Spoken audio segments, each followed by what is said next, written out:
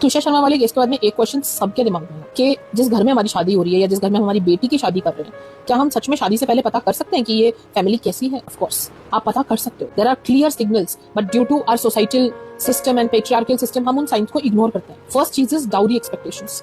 अगर लड़के की फैमिली से कोई भी डाउरी एक्सपेक्ट कर रहा है या एनी फॉर्म ऑफ कैश या कुछ भी ऐसा कि आपको लग रहा है कि ये तो नहीं होना चाहिए था, इनको थोड़ा तो सोचना चाहिए, वो अपने आप में एक रेड फ्लैग होता है। उस जगह उस चीज को इग्नोर मत करो कि ये तो होता आया है तो होता ही रहेगा। That's a red flag. आगे जाकर जब आप उस घर में अपनी बच्ची को दोगे तो वो लोग उसको उसी तरीके से देखेंगे कि इससे हम और क्या ले सकते हैं। दूसरी चीज है excessively controlling person in the house.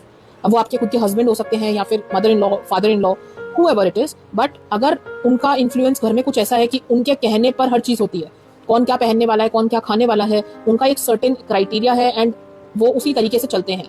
आप ये एक्सपेक्ट मत करना कि उस घर में जाकर आपको खुशियां मिल जाएंगी या आपको अपने तरीके से रहने दिया जाएगा। आपकी फ्रीडम तो चली जाएगी उधर। देखो, एज एन एल्डर अगर आप कुछ डिसाइड करते हो कि हमारे घर के लिए ये ठीक है, दैट्स फाइन। अगर वो कंसेंचुअल है, सब उसके लिए राजी है, ठीक है। But you know, I am talking about excessive control, like control over personal decisions. Okay, like आप क्या पहन रहे हो, कब उठ रहे हो, क्या काम आपसे एक्सपेक्टेड है, आपको करना ही है। इस तरीके के लोग घर का माहौल अच्छा नहीं रखते हैं। ये एक बहुत बड़ा रेड फ्लैग है, इसको इग्नोर गलती से भी मत करना।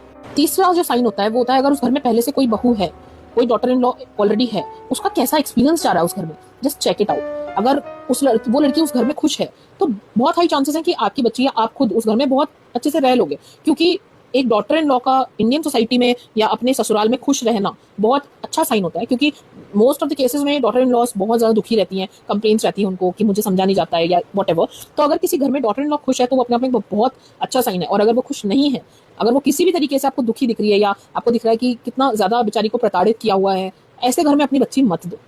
चौथी चीज ये होती है कि ऐसी जो डोमिनेटिंग फैमिलीज होती है ना, इनको एक्सपेक्टेशन ये होती है कि आप ओबीडियंट रहो रेदर देन रिस्पेक्टफुल। रिस्पेक्ट तो चलो ठीक है, बट इनके लिए सबसे बड़ी चीज होती है अपने ईगो को सेटिस्फाई करने के लिए कि घर में जितने भी लोग हैं वो सब हमारे कहने पर चलें और ओबीडियंट रहें।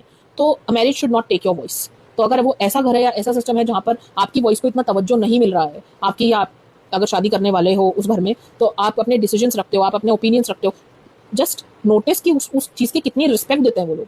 अगर वो लोग उस चीज को रिस्पेक्ट नहीं कर रहे हैं and they are expecting you to be quiet and obedient, that's a red flag. इसलिए शादी करते वक्त सिर्फ ग्रूम को मत देखो, सिर्फ जिससे आप शादी कर रहे हो। हमारे इंडिया में सिर्फ उस इंसान को देखना is not enough, check for his family also. एक घर जैसा होना चाहिए। और अगर इतना कंट्रोलिंग एंड इतना ह्यूमिलिएटिंग माहौल है, how will the marriage survive? तो आपको ये सोचना पड़ेगा शादी से पहले। Don't just go and get married, just think about it twice.